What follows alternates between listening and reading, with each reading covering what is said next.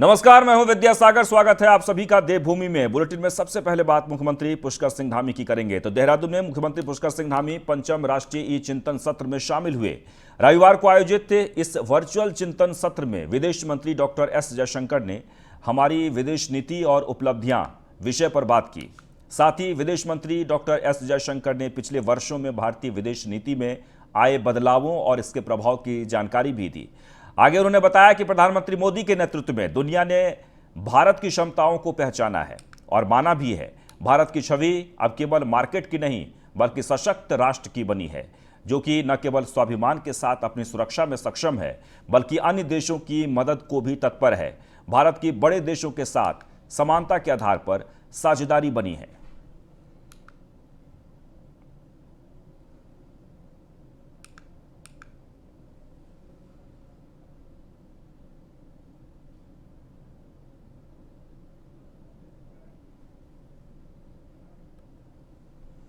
खबर रुद्रप्रयाग से, जहां पर सीएम योगी माफ करिएगा सीएम पुष्कर सिंह धामी सीएम बनने के बाद पहली बार केदारनाथ का दौरा करेंगे। इसके साथ ही वे तिलवाड़ा में विकास परियोजनाओं का शिलान्यास एवं लोकार्पण करेंगे। अधिकारियों के साथ समीक्षा बैठक भी करेंगे। साथ ही रात्रि में बीजेपी कार्यकर्ताओं से मुलाकात कर वहीं पर रात्रि विश्राम भी करेंगे और दूसरे दिन चमोली के दौरे के लिए प्रस्थान करेंगे। वहीं सीएम पुष्कर सिंह धामी के केदारनाथ दौरे को लेकर तीर्थ पुरोहित समाज में आक्रोश बना हुआ है। उनका कहना है कि सीएम धामी केदारनाथ में पुनर्निर्माण कार्यों का जायजा लेने पहुंच रहे हैं। उन्हें तीर्थ पुरोहितों की मांगों से कोई लेना देना नहीं है। ऐसे में सीएम का केदारनाथ धाम से लेकर जिले के अन्य स्थानों पर विरोध किया जाएगा।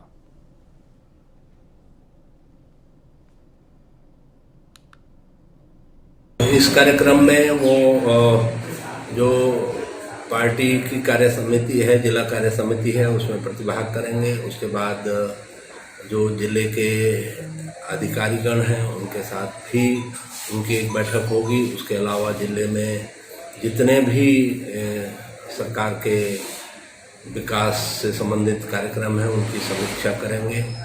इस कार्यक्रम में वो बीजेपी के जो भी मुख्यमंत्री बनते हैं वो केवल केदारनाथ ही पे उनकी नज़र रहती है। ऐसा क्यों? जबकि जो भी श्रद्धालु लोग दर्शन करने के लिए आते हैं वो पहले गंगोत्री, यमुनोत्री, केदारनाथ, बद्रीनाथ चारों धामों के दर्शन करते हैं। लेकिन बीजेपी के मुख्यमंत्रियों की नज़र और उत्तराखंड सरकार की नज़र केवल यहाँ पे जो मोदी का ड्रीम प्रोजेक्ट है उसको देखने के लिए यहाँ पे पहुँचते हैं, न कि दर्शन के लिए।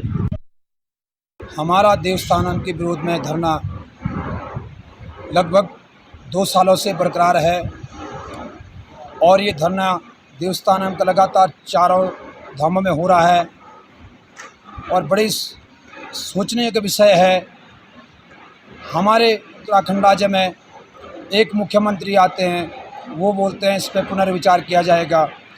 एक की जगह 2 आते हैं, तीसरा भी आ जाता है, लेकिन इस देवस्थानम पे कोई भी।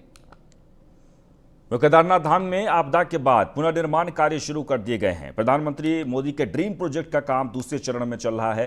मजदूर रात दिन धाम के निर्माण में लगे हुए हैं, जिससे अगले साल तक काम को पूरा किया जा सके। बता दें कि साल 2013 में आपदा में तबाह हुई केदारपुरी को मास्टर प्लान से बसाने के लिए 2017 में पीएम ने निर्माण कार्यों की नींव रखी थी।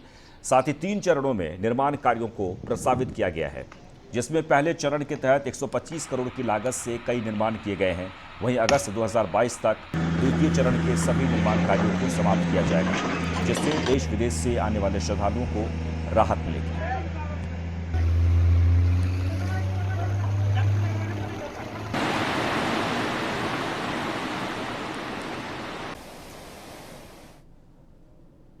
यात्री सुविधाओं से संबंधित क्यू मैनेजमेंट की जो लाइन वगैरह और रेंज शेल्टर वगैरह बनने हैं वो चालू हुए हैं। इसके अतिरिक्त फर्स्ट एड और फैसिलिटेशन सेंटर जो टूरिस्ट के लिए है वो भी चालू हुआ है। इसके अतिरिक्त पुलिस चौकी वहाँ पे अस्थायी रूप से चल रही थी, उसका भी काम चालू हुआ है। तो इस प्रकार से विभिन्न कार्य जो हैं अभी फेज़ 2 के कार्यों में डीडीएमए के द्वारा चालू किए गए हैं।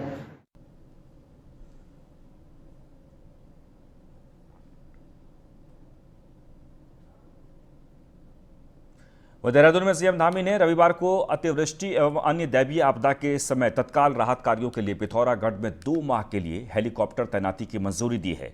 सीएम धामी ने कहा कि जब हेलीकॉप्टर की आपदा राहत कार्यों के लिए आवश्यकता न हो तब हेलीकॉप्टर का उपयोग रियायती दरों पर भुगतान के आधार पर जन सामान्य हेतु वैकल्पिक यातायात के रूप में किया जाए।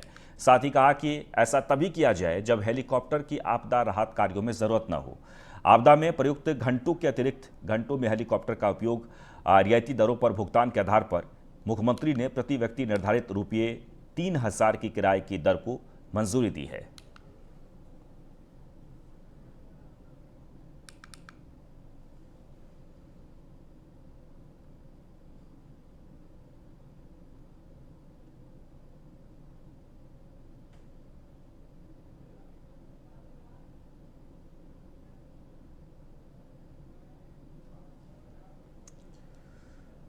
वह देहरादून में मुख्यमंत्री पुष्कर सिंह धामी राज्य के मेडिकल कॉलेजों के एमबीबीएस इंटर्न डॉक्टरों के स्टाइपेंड को 7500 रुपये प्रति माह से बढ़ाकर 17,000 रुपये प्रति माह किए जाने की स्वीकृति प्रदान की है। इस दौरान मुख्यमंत्री ने कहा कि कोरोना महामारी के प्रभाव को कम करने तथा पीड़ितों को त्वरित उपचार एवं आवश्यक चिकित्सा सुविधा उपलब्ध कराने में हमारे चिकित्सकों एवं पैरामेडिकल स्टाफ का सराहनीय योगदान रहा है और इसलिए ये ज़रूरी है कि उनकी जो तनख्वाह है वो बढ़ाई जाए और इसलिए 7500 रुपये प्रति माह से बढ़ाकर 17,000 रुपये प्रति माह किए जाने की स्वीकृति प्रदान की गई है।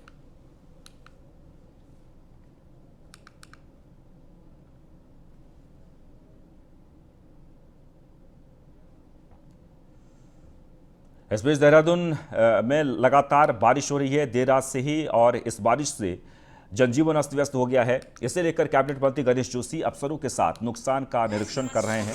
कैबिनेट मंत्री गणेश जोशी एक पुस्ता के गिरने की सूचना पर खुद ही खाई में उतर गए, जिसका वीडियो तेजी से वायरल हो रहा है। तस्वीरों में आप देख सकते हैं।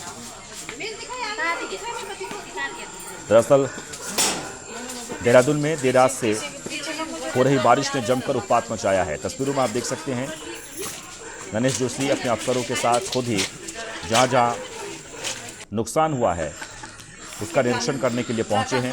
और सबसे महत्वपूर्ण बात यह कि गणेश जोशी एक पुस्ता के गिरने की सूचना पर खुद ही खाई में उतर गए, जिसका वीडियो लगातार सोशल मीडिया पर वायरल हो रहा है।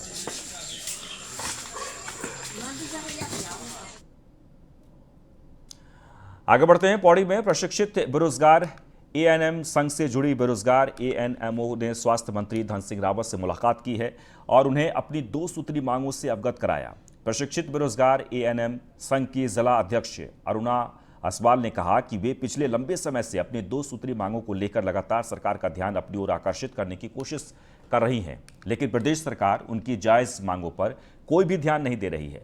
संघ की जिला उपाध्यक्ष मेनका बछेती ने बताया कि उनकी 2 सूत्री मांगों में पहली मांग है कि प्रदेश सरकार जल्द प्रदेश में खाली पड़े एएनएम के सभी पदों पर अस्थायी भर्ती के लिए विज्ञप्ति जारी करें और वरिष्ठता के आधार पर इन बेरोजगारों की नियुक्ति।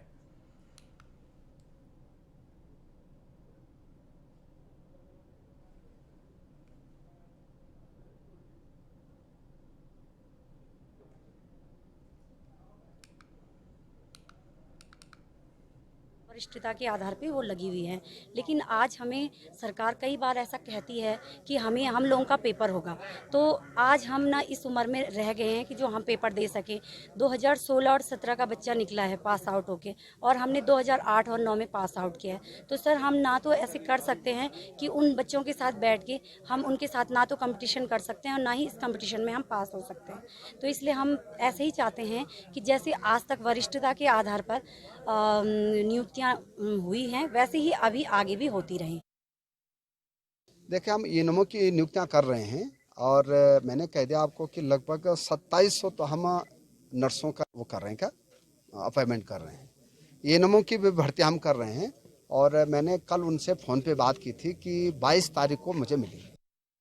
से मिले सभी दूर दराज के अलग अलग ब्लॉकों से लड़कियां आई हैं, तो मंत्री जी ने हमें 22 तारीख को आश्वासन दिया है मिलने के लिए। हमारे जो प्रांतीय अध्यक्ष मधु जोशी जी से बोला है कि 4 लड़कियां आके हमें आवास में मिलना 22 तारीख को। उसके बाद अगर तब भी हमारा ये मांगे पूरी नहीं होंगी तो हमारा 12 जुलाई से धरना चल रहा है देहरादून में, जो अभी भी लगातार चलता रहेगा। अगर ये हमारी पोस्ट नहीं निकालते हैं तो धरना हमारा लगातार चलता रहेगा और कार्य बहिष्कार होगा। और इसमें हमारी परमानेंट एएनएम भी कार्य बहिष्कार करेंगे जो कोविड वैक्सीनेशन हो रहा है, तो वो भी हमारा साथ दें। चलिए आगे बढ़ते हैं। देहरादून में आम आदमी पार्टी की आज युवा मोर्चे की कार्यकारिणी की पहली बैठक की गई, जिसमें कर्नल कोठियाल मौजूद रहे। वहीं युवा मोर्चा अध्यक्ष दिग्मोहन नेगी ने कहा कि आज पहली बैठक जिला कार्यकारिणी की गई है। साथ ही दिग्मोहन नेगी ने कहा कि आज प्रदेश में लगातार युवा बेरोजगार हैं, लेकिन सरकार को उत्तराखंड के युवाओं की ओर कोई ध्यान नहीं है। साथ ही प्रदेश में भू कानून को लेकर भी दिग्मोहन नेगी ने राज्य सरकार को कोसा।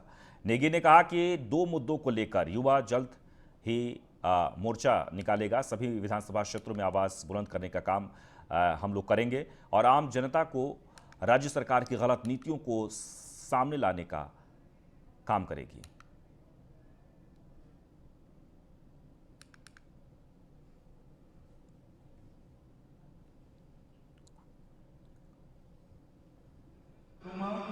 गयूर जी से कृपया वो स्टेज पे आए और स्वागत करें। राज्य में कांवड़ यात्रा पर यूपी में बैन के बाद उत्तराखंड पुलिस और यूपी पुलिस ने साझा रूप से रणनीति तैयार कर ली है। कांवड़ियों को आने के लिए हर तरीके से रोकने की योजना बनाई जा रही है। वहीं पुलिस के मिशन मर्यादा के पालन में अब साफ तौर पर सख्ती दिखाई देने लगी है। डीआईजी गढ़वाल नीरू गर्ग ने न्यूज़ 1 इंडिया से विशेष बातचीत में बताया कि पुलिस हर तरीके से नियमों का पालन कराने के लिए तैयार है। उत्तराखंड राज्य में कांवड़ यात्रा पर बैन लग गया है। साथ ही पुलिस ने मिशन मर्यादा को बहुत टॉप प्रायोरिटी पर लिया है। नदियों किनारे या धार्मिक स्थलों पर उत्पात करने वालों पर सख्ती शुरू हो गई है। हमारे साथ विस्तार से बातचीत करने के लिए डीआईजी गढ़वाल नीरू गर्ग मैम हैं। इनसे समझते हैं कि कैसे कांवड़ यात्रा 100% रुक जाए बॉर्डर पर और ऑपरेशन मर्यादा में क्या अभी तक पुलिस ने कार्रवाई की है। मैम, कांवड़ यात्रा पर बैन है, आप लोगों ने क्यूआरटी टीम्स भी भेज दी हैं, सख्ती हो, लोग ना प्रवेश करने पाए, अनावश्यक भीड़ ना हो, इसके लिए क्या प्लान है? देखिए, हमारा प्लान यही है कि पहले तो हर जगह पर हम बहुत अच्छे से पब्लिसाइज़ कर रहे हैं कि यहाँ पर लोग आने से डिस्करेज हों। पहले से ही उनको जानकारी रहे, जो गांव में समितियाँ होती हैं, कांवड़ समिति, उनके साथ बैठक कर ली जाए थाना स्तर पर और उन्हें पहले से ही अवगत करा दिया जाए कि यदि वो उत्तराखंड में कांवड़ के लिए आते हैं तो मुकदमा भी पंजीकृत होगा, क्वारंटीन किया जाएगा यदि कोई ज़बरदस्ती प्रवेश करता है। इसमें क्योंकि कई बार होता है कि आइडेंटिफाई करना थोड़ा मुश्किल रहता है कांवड़ियों को, क्योंकि वो कोई स्पेशल ड्रेस नहीं है, कोई स्पेशल कोड नहीं है, बसेस से भी आते हैं, ट्रेन से भी आते हैं। तो यदि पहुंच भी जाते हैं लोग तो उनसे वार्ता की जाएगी, समझाया जाएगा कि वो यहीं पर अपना जल चढ़ाएं और वापस चले जाएं बाय बस, by train, by public transport. और यदि कोई नहीं मानता है तो वैधानिक कार्रवाई की जाएगी।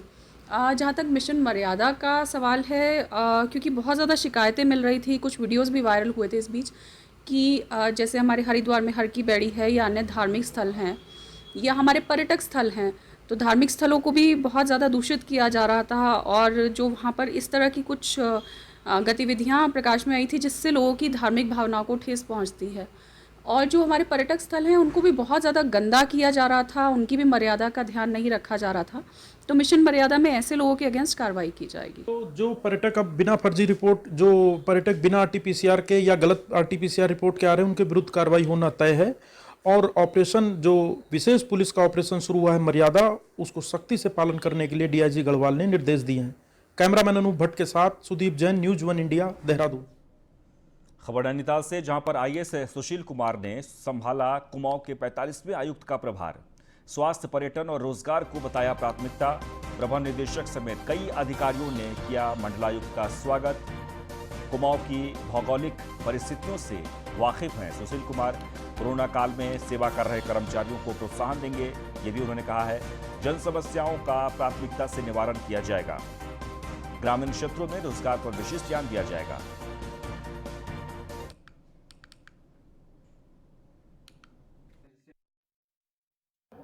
अभी जो स्थानीय परिस्थितियां हैं, स्थानीय संसाधन हैं, स्थानीय समस्याएं हैं, उनके विषय में जानकारी प्राप्त करूंगा और उसके बाद अपने अधिकारियों से वार्ता के बाद हम लोग आगे किस दिशा में और किस तरह से बढ़ा जाए राज्य सरकार की नीतियों के अनुसार, वो निर्धारित करेंगे। जहाँ तक सामान्य प्रशासन की बात है, आपने सही कहा कि इसमें जो कुमाऊं का कमिश्नरी का एरिया है उसमें सभी तरह की भौगोलिक परिस्थितियाँ।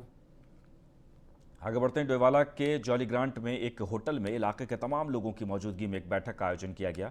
बैठक में सर्वसम्मति से स्वाभिमान मंच का गठन करने का संकल्प लिया गया और इसके लिए स्वाभिमान मंच जनसेवा के माध्यम से अपनी पहचान बनाएगा, ये कहा गया है, और ठोस कार्रवाई करेगा। वहीं इस मौके पर स्वाभिमान मंच का गठन करते हुए अध्यक्ष की जिम्मेदारी पूर्व डीसी दरपान सिंह बोरा को और संजीव लोधी को महामंत्री बनाया गया है। और स्वाभिमान मंच के संरक्षक रामेश्वर लोधी ने बताया कि मंच का गठन गैर राजनीतिक उद्देश्य की पूर्ति के लिए किया गया है और क्षेत्र की समस्याओं को प्रमुखता से उठाने के साथ गरीब परिवारों की बेटियों की शादी कराने का दायित्व भी मंच निभाएगा।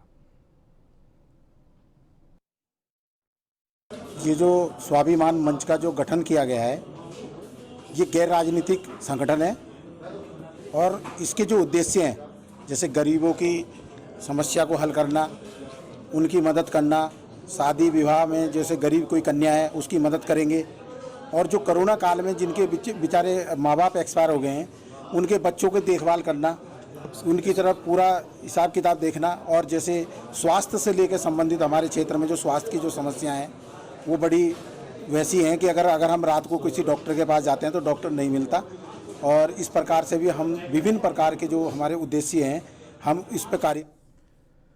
और इसी के साथ ही इस बुलेटिन में बस इतना ही, लेकिन ताज़ा तरीन खबरों के लिए आप बने रहें न्यूज़ 1 इंडिया के साथ।